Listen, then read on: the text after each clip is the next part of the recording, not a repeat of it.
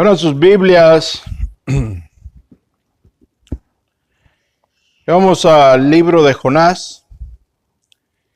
Vamos a continuar en el capítulo número 1. La última vez vimos una breve introducción a este libro. Nos recuerdo que los temas principales de este libro, primero que nada, es la ira de Dios, la gracia de Dios, el arrepentimiento, la fe, la justicia de Dios, el amor de Dios y la soberanía de Dios. Jonás era un profeta renuente. Jonás era un profeta renuente. Leemos en el versículo 1 que la palabra de Dios vino a Jonás, y esto es algo muy común en el Antiguo Testamento. Se habla mucho que la palabra de Dios viene al profeta de Dios. Simplemente pasando por aquí, pues nos recuerdo que debemos de tener cuidado y entender los términos bíblicamente. En la luz del Nuevo Testamento, un profeta no significa uno que predice el futuro, sino uno que declara la palabra de Dios.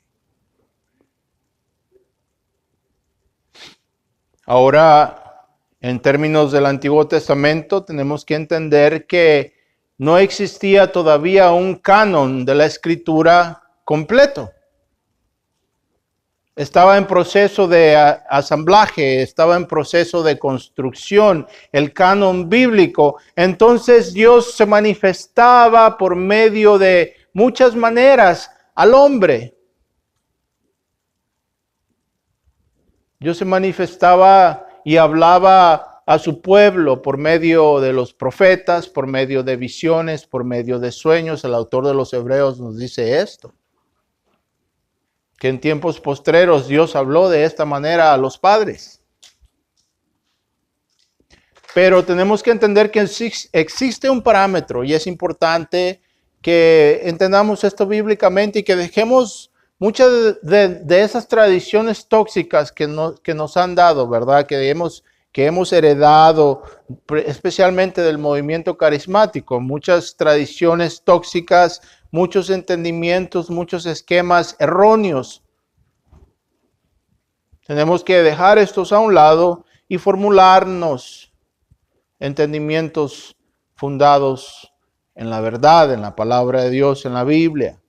La Biblia es un sistema dado por Dios completo. Entonces, como creyentes, si es que vamos a ver a la Biblia con nuestra autoridad máxima e irrefutable y absoluta y suficiente e inspirada, entonces tenemos que luchar por formarnos conceptos bíblicos y parámetros bíblicos, la manera que vamos a entender la Escritura. Y uno de estos parámetros esenciales es el hecho de que la palabra de Dios ha venido al pueblo de Israel y es por medio del pueblo de Israel que Él se ha revelado al mundo. ¿Verdad? Eso es esencial. Es decir, que si algo se iba a poner en el canon bíblico tenía que venir de los judíos, por medio de los hebreos. ¿Verdad? Se nos dice de manera cierta que Jonás era un profeta hebreo. Hubieron ciertos personajes en la Biblia que son descritos, que no son de descendencia hebrea, mas sin embargo a ellos no se les da el privilegio de escribir ningún libro, excepto en las Escrituras. Tenemos que entender eso, es importante que entendamos. Entonces la palabra de Dios viene a Jonás, y Dios le dice a Jonás que vaya a la ciudad de Nínive, que constituía 5 ciudades en una. Leemos que la ciudad de Nínive era muy grande y que tomaba 3 días para atravesarla de lado a lado. Y la maldad de Nínive, la maldad de ese pueblo había subido ante la presencia de Dios, y Dios había entonces decidido traer juicio sobre esa tierra, y Dios manda a Jonás a predicar arrepentimiento. Pero el pueblo de Nínive eran enemigos de Israel, y esto no sentó bien con Jonás. A Jonás no le parecía que Dios tuviera misericordia de un pueblo ajeno. Entonces él decide huir de la presencia de Dios y compra un boleto a Tarsis, baja a Jope y tiene la audacia de embarcarse en la dirección opuesta, porque piensa que puede huir de Dios. Es interesante tratar de analizar el pensamiento y el razonamiento del profeta, ¿no? Me pregunto que si él en verdad creía que podía escapar de Dios. Me pregunto si en verdad él pensó eso o simplemente hizo esto para provocar que Dios lo matara. Es mi opinión personal que esta fue la intención de Jonás. Jonás prefirió morir que ir a predicar a sus enemigos. Prefirió provocar la ira de Dios que ir a predicar el arrepentimiento, ¿no? y el juicio de Dios a sus enemigos, porque se nos dice que Jonás sabía que Dios es un Dios de misericordia, tardo para la ira y apto para dar misericordia, que se arrepiente del mal con el que él amenaza, ¿no? Y la palabra arrepentimiento no quiere decir que Dios cometa errores, sino que Dios en su gran misericordia siempre es apto a perdonar, que Él no se deleita en la destrucción del inicuo.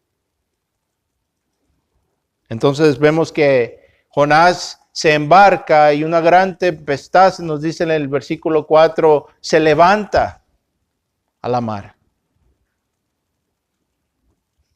Vemos que los marineros, hombres experimentados en las cuestiones de la mar, tenían un sentido muy agudo de estas cosas.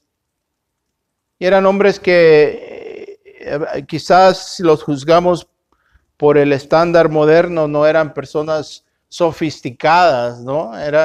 Eran hombres sencillos, pero tenían más entendimiento que muchos de ahora en día, ¿no? Que mucha gente moderna, que muchos de aquellos que se consideran sabios acorde al juicio de esta vida y de este mundo y de esta era en la que vivimos, porque ahora el hombre no tiene tiempo, ¿verdad?, para creer que hay un Dios soberano. No lo necesitan, tienen el GPS, tienen el reporte del tiempo, tienen todas estas máquinas en las cuales ellos confían.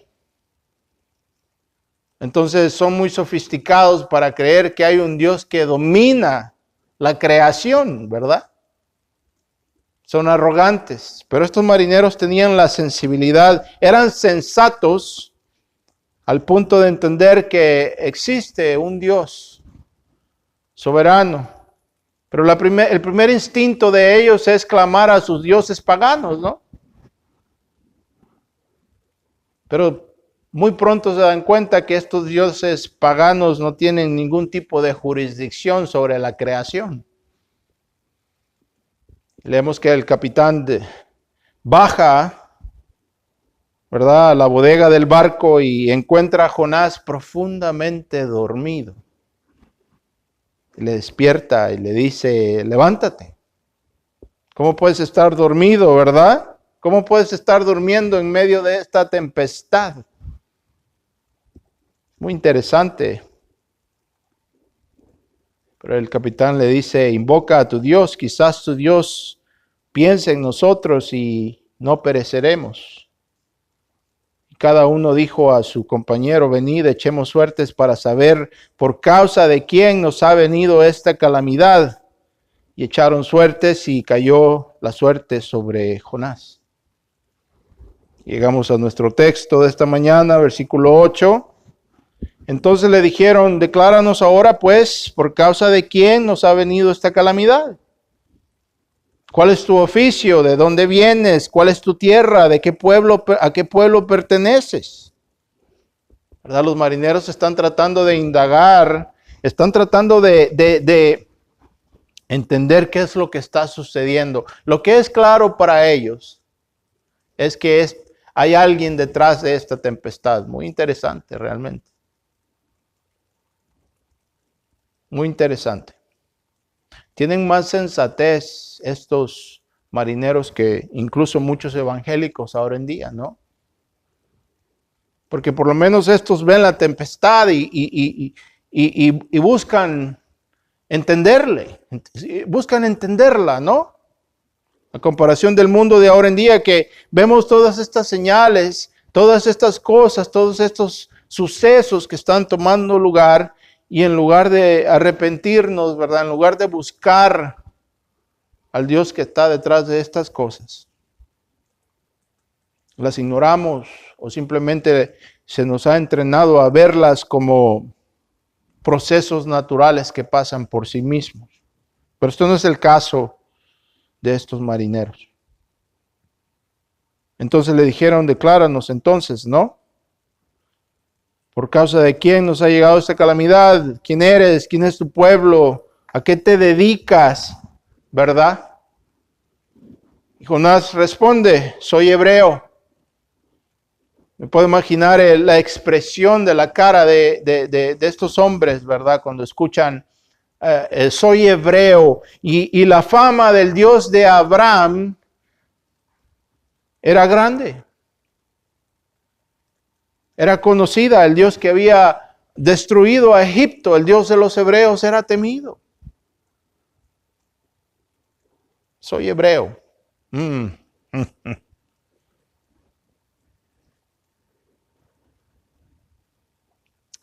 Y temo al Señor, ¿verdad? La palabra que es usada en el hebreo original es la palabra Yahweh o Jehová.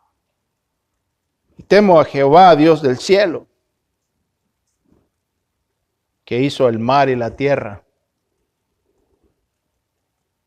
Y la palabra nos dice que al escuchar esto, los hombres se atemorizaron en gran manera y le dijeron, ¿qué es esto que has hecho, no?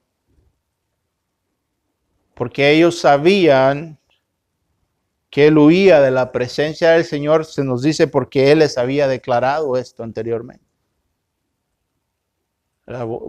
Voy huyendo de mi Señor. Aquí vemos un principio muy importante, ¿verdad? Que haríamos bien en entender muchos de nosotros que cuando Dios persigue a un hombre, vale más escuchar. Cuando Dios tiene su vista puesta, su ojo puesto en un hombre, no descansará hasta que Dios haya cumplido su cometido. Nada puede frustrar la voluntad divina. Eso debería de iluminar nuestro entendimiento de la salvación, ¿verdad? Y debería de causarnos el decir aleluya porque estoy en Cristo, porque esto nos dice que es por la gracia de Dios que hemos llegado a Él, es porque Él nos buscó, porque Él se le antojó, porque Él tuvo lástima de nosotros, porque nos amó primero, ¿verdad? Nosotros lo único que hemos aportado a nuestra salvación es la necesidad de ser salvos, el pecado, ¿verdad? Pero todo lo demás, nuestra fe, el clamar a Cristo, el día que clamamos a Él en fe, todo eso es el producto de que Dios nos buscó y nos amó primero. Y nos escogió antes de la fundación del mundo, no porque vio que algún día íbamos a aceptar o porque algún día nos íbamos a arrepentir o íbamos a hacer algo bueno. No, nos escogió porque le plació escogernos. Como dijo un predicador, ¿verdad? Uno de los puritanos de antaño, dijo, si Dios solamente escoge, es pecadores, porque es lo único de donde Él tiene que escoger. No hay nada más, no existe nada más. El único ser limpio y puro es Cristo, y Él es el que escoge. ¿Verdad? Así para aquellos que tienen algo de qué jactarse, ¿verdad? No, yo estoy en Dios porque yo lo acepté a Él. Eso es ridículo. Así es que se nos dice que ellos se atemorizaron. ¿Verdad? Los hombres se aterrorizaron en gran manera y dijeron, ¿qué es esto? ¿Qué has hecho? ¿Verdad?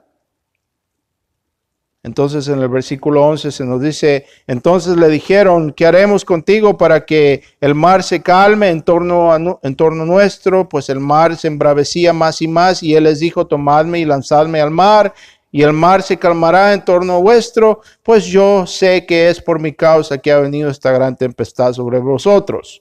Los hombres se pusieron a remar con más afán para volver a tierra firme, pero no pudieron porque el mar seguía embraveciéndose en contra de ellos. Entonces ellos invocaron al Señor y dijeron, te rogamos, oh Señor, no permitas que perezcamos ahora por causa de la vida de este hombre, ni pongas sobre nosotros sangre inocente, porque tú, Señor, has hecho como te ha placido.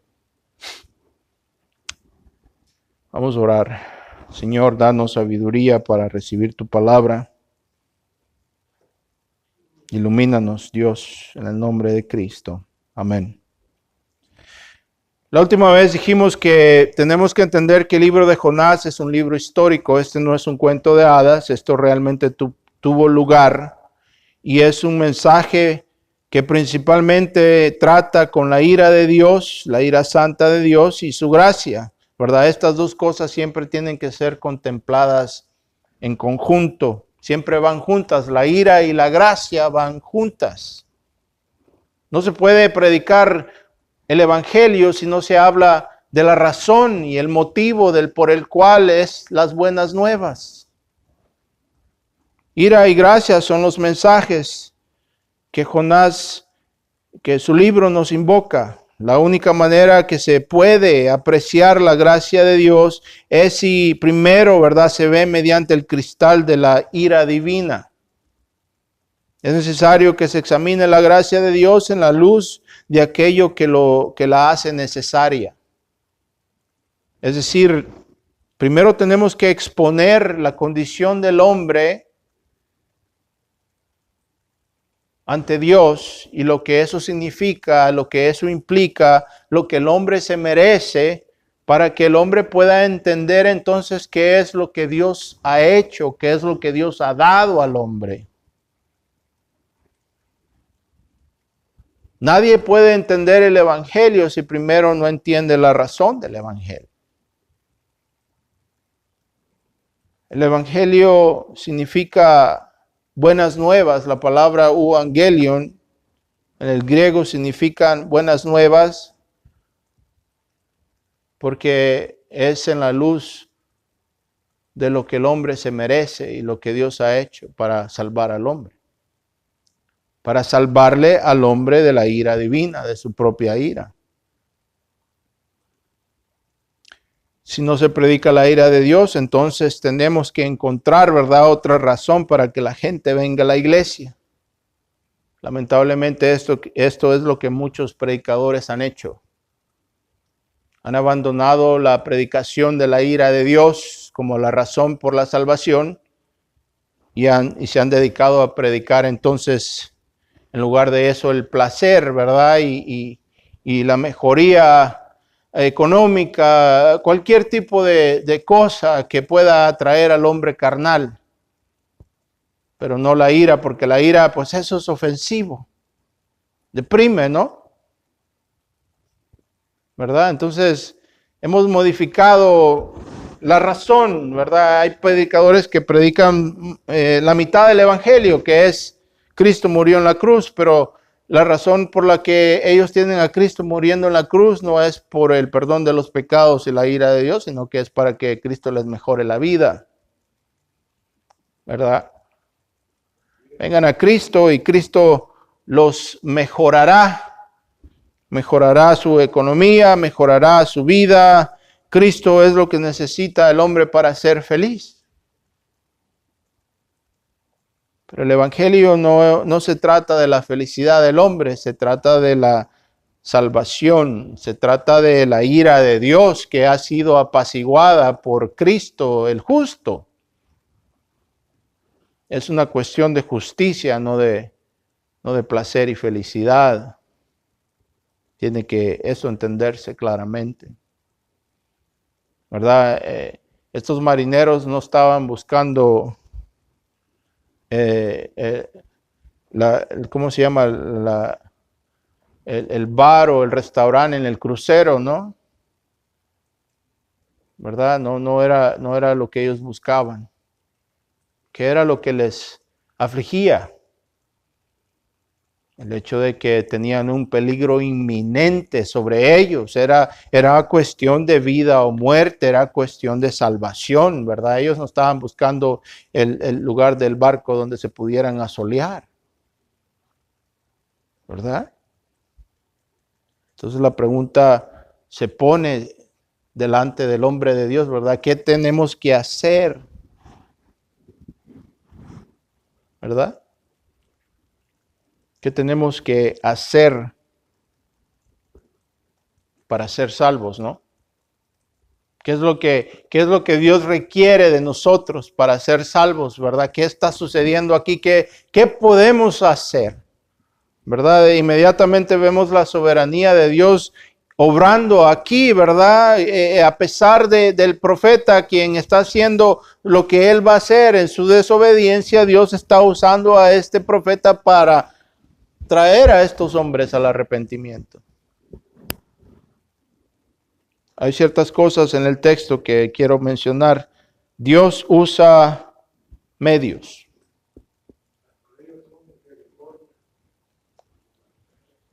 Dios usa al predicador. A Dios le place usar al predicador. ¿Verdad? Él puede mandar a los ángeles a predicar, pero prefiere mandar al hombre a predicar, que el privilegio más grande. Dice Pablo, ¿cómo irán si no son enviados? ¿Verdad? ¿Cómo creerán en aquel de quien no han escuchado si no se envían? Y si no se envían, ¿cómo irán? ¿Verdad? Cuán hermosos son los pies que llevan las buenas nuevas, ¿verdad? También es necesario que el predicador sea fiel, ¿no? Podemos decir lo que sea de Jonás, pero es un predicador fiel. Predica la verdad. El problema de Jonás no era predicar la verdad, es que no le gustaba lo que tenía que predicar, pero lo predicaba, ¿verdad? También los marineros se percatan, ¿verdad?, del problema. Como dijimos, son más sensatos que muchos, incluso que muchos evangélicos que van a la iglesia buscando la prosperidad y no el arrepentimiento. Que se percatan del problema, es la ira de Dios, ¿verdad? Ahora, el otro punto importante del texto es que Jonás sabe. Ahora, la pregunta es qué debemos hacer, ¿verdad? Para que la ira de Dios se aplaque, para que la ira de Dios sea apaciguada. Bueno, Jonás sabe que la paga del pecado es la muerte, ¿verdad? Él entiende que lo único que va a satisfacer a Dios es que Jonás entregue su vida, porque ha ofendido al Dios vivo, ¿verdad? Entonces aquí vemos que eso nos explica en parte por qué el Señor les dice a los fariseos que no habrá otra señal dada a ellos que la del profeta Jonás, ¿verdad? Cuando vemos que la vida de uno se da por la de todos, uno se tiene que sacrificar para que los otros vivan.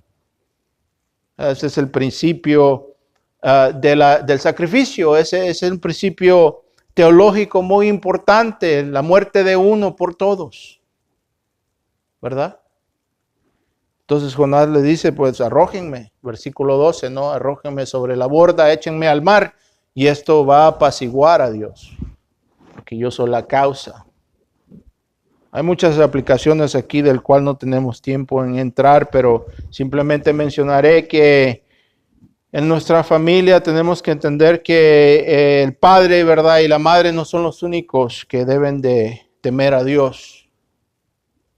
Hay muchas veces adversidad y juicio viene a una familia o a una unidad de creyentes porque hay pecado. Y a veces no es el pastor, a veces es el que está en el púlpito, ¿verdad? El juicio viene primero a la casa de Dios.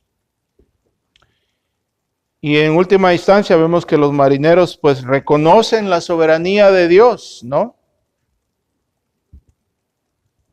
Reconocen que hay un Dios. El Salmo 107 nos habla de este Dios que es soberano sobre las olas del mar, que es soberano sobre su propia creación. Dice, los que descienden al mar en barcos y conducen su negocio sobre las grandes aguas, Salmo 107, versículo 23 al 31. Ellos han visto las obras del Señor y sus maravillas en lo profundo, pues Él habló y levantó un viento tempestuoso que encrespó las olas del mar, subieron a los cielos, descendieron a las profundidades, sus almas se consumían al ver la tempestad y su furia. Versículo 27 nos dice, ellos temblaban y se tambaleaban como ebrios, y toda su inteligencia y habilidad desapareció. Pero llega un punto donde Dios humilla al hombre de tal manera que la pericia del hombre desaparece, no existe poder humano o inteligencia humana que pueda competir con el poder de Dios, ¿no? Se acaba, el hombre llega al límite de sí mismo. Y aquellos que viajan en el mar usualmente se exponen a esta expresión cruda de poder divino, ¿no? Cosas que nosotros en tierra firme muy poco podemos observar. Quizás cuando vemos una tormenta y el relámpago y el trueno, recibimos un vistazo. Pero aquellos que se lanzan a la mar totalmente no están expuestos a todo en medio de un océano gigantesco. Recordamos que la tierra está cubierta, 3/3 de la tierra están cubiertas por el agua, ¿no? Me recuerda a Luis Samperini, veterano de la Segunda Guerra Mundial, quien fue un náufrago y estuvo en el Océano Pacífico, en el sur, por 43 días en una balsa. Y allí Samperini, al llegar al final de sí mismo y al ser afrento a su mortalidad, ¿verdad? Clamó a Dios y le juró que si Dios le salvaba, que Él le iba a servir para siempre. Lo mismo le pasó a John Newton y a muchos más. Es interesante cómo la creación refleja, ¿verdad? Nos refleja la majestuosidad de Dios. Entonces vemos aquí que estos marineros pues tienen miedo, y cuando Jonás les dice que lo arrojen, no quieren, ¿verdad? Porque tienen miedo que si lo arrojan se enfurezca más Dios. Y tratan de remar a tierra firme, pero la tempestad simplemente incrementa. Y terminan arrojándolo al amar. Esto lleva como significado arrojándolo a la providencia de Dios, a la mano del Dios creador. Aquí no hay chance, aquí no hay destino, aquí no existen fuerzas impersonales del universo. Aquí es un Dios soberano sobre toda su creación. Una aplicación muy importante de esto para los padres cristianos, y voy a terminar con esto, es que una pregunta diseñada para hacerlos pensar: ¿cómo clamarán sus hijos a aquel en quien no creen? Y antes de que puedan creer en Él y buscarle como Salvador, primero tienen que conocerlo como Creador y Soberano, antes de que puedan creerle como Salvador. Pero si están expuestos a un sistema que les educa y que les dice que no existe tal Dios, que es soberano sobre la mar, sobre la tierra, sobre toda su creación, que son el producto del azar, de la suerte, son el producto de los changos y las moléculas, y bueno, ¿cómo van a clamar a ese Dios? Primero tienen que conocerle como Creador, antes de que puedan conocerle como Salvador. Yo sé que esto es, ¿verdad?, antisonante para muchos, es anatema, pero es la verdad. Vamos a orar. Gracias, Padre, por tu palabra, en el nombre de Cristo Jesús. Amén.